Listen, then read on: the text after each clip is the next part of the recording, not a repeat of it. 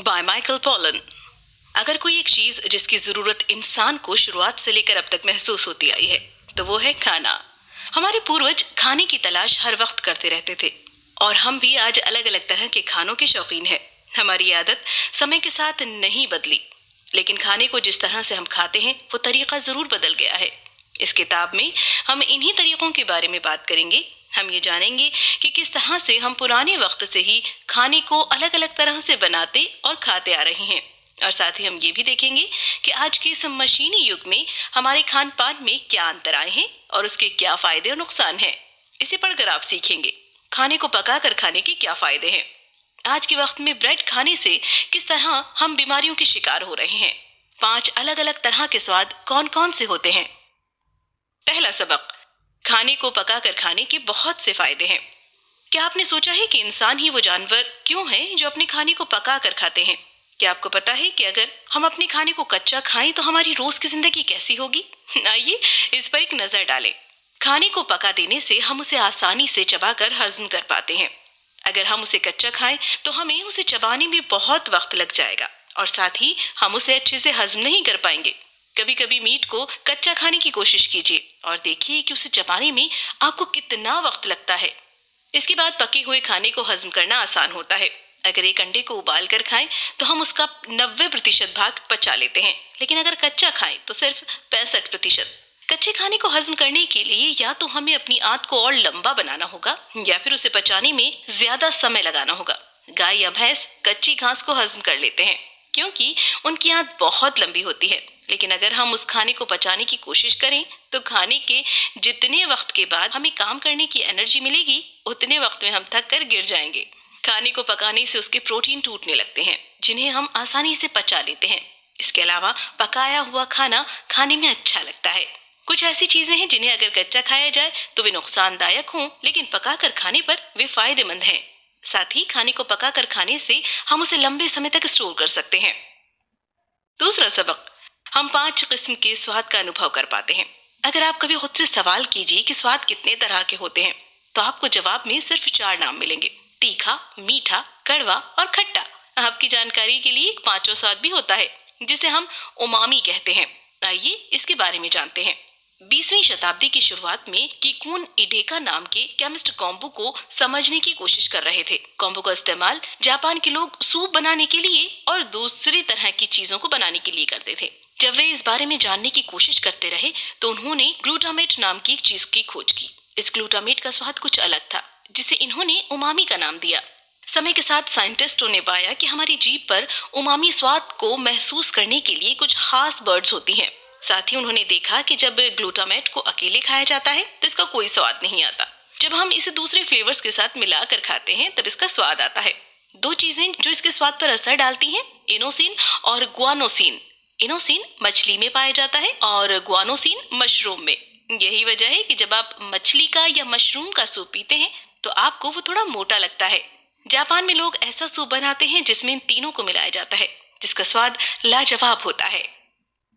तीसरा सबक, पैकेट के बने बनाए खाने हमारे लिए कम लेकिन कंपनियों के लिए बहुत ज्यादा फायदेमंद है। जब युद्ध होने लगते थे तो सैनिकों के लिए खाने ले जाने में बहुत समस्या होने लगती थी। इसलिए एक ऐसा तरीका खोज कर निकाला गया जिससे वो खाने को आसानी से ले जा सके और आसानी से पकाकर या बिना पकाए खा सकते हैं। यहाँ से जन्म हुआ पैकेट के खाने का, जिससे आज पूरा सुपरमार्केट भरा हुआ है। पैकेट के खाने को बनाना बहुत आसान होता है। इसे आसानी से सप्लाई करके बहुत लंबे समय तक बिना खराब हुए स्टोर किया जा सकता है। एक किसान को ताज़ा फल उगाने में बहुत वक्त लगता है और वो कम समय में ही सड़ने लगता है। यही वजह है कि कंपनियां पैकेट के खाने पर जोर दे रही हैं, जिससे वो हमारी सेहत का सौदा कर रहे हैं, क्योंकि इन्हें पकाना नहीं होता और आसानी से खाया जा सकता है। लोग इस खाने को पसंद करते हैं, इसीलिए इन्हें फास्ट फूड कहा जाता है, क्योंकि इसे जल्दी से खाया जा सकता है। लेकिन जरा अपने आसपास नजर घुमाकर देखिए और खुद बताइए कि आपको कितने लोग सेहतमंद दिख रहे हैं, कितने लोग मोटापे के शिकार हैं। तब आपको पता लगेगा कि ये चिंता की बात क्यों है।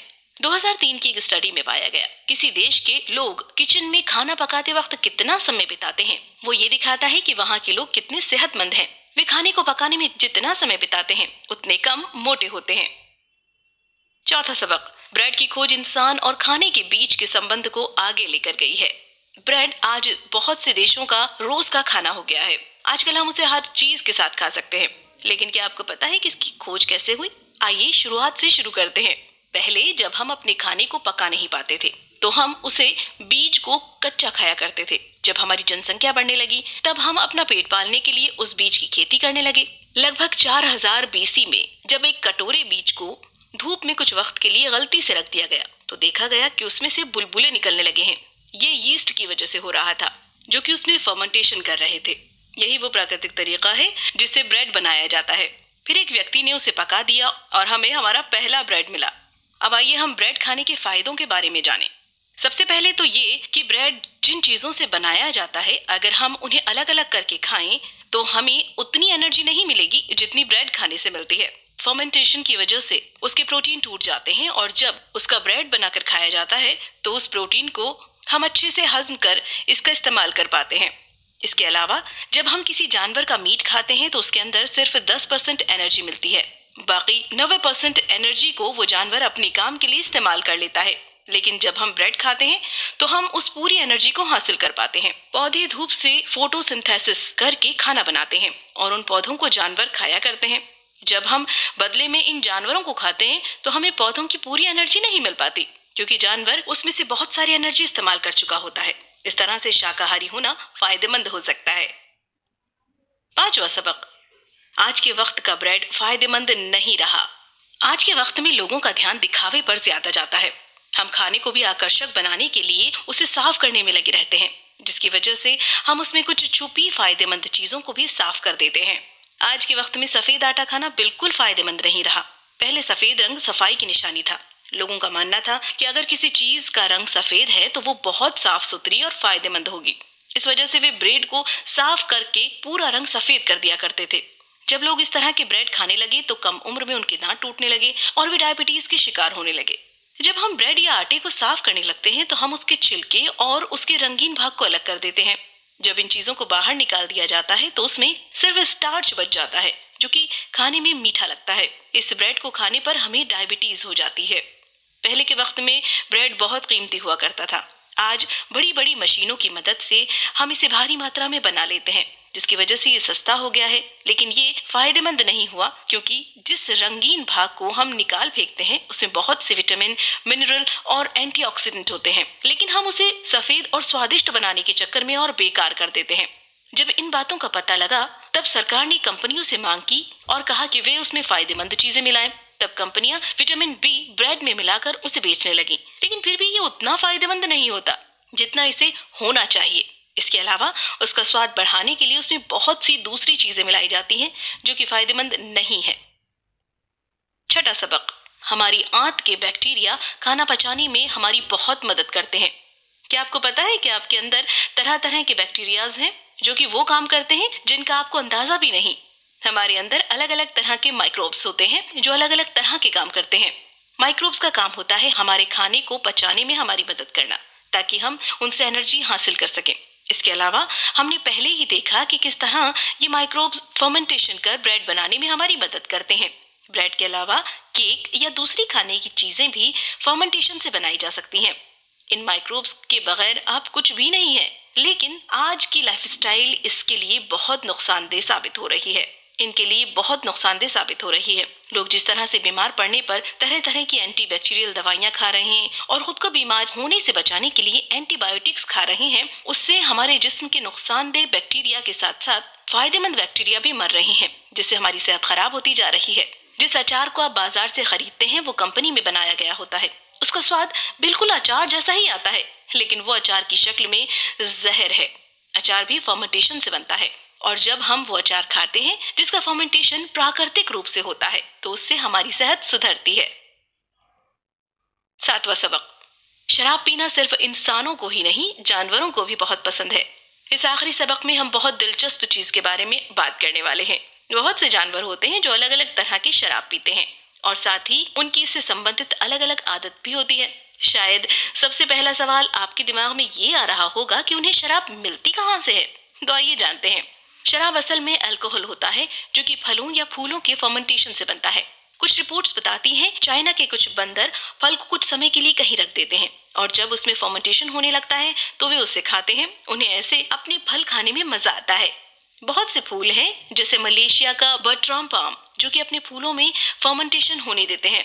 इन फूलों को एक श्रियो नाम का जानवर खाता है जो कि अनजाने में उन फूलों के बीजों को दूसरी जगह पर ले जाता है। इसके अलावा चिंप नाम के एक जानवर को शराब से इतना लगाव होता है कि अगर आप उसे शराब की दुकान में छोड़ देंगे तो वो जब तक पी सकेगा तब तक पीता रहेगा।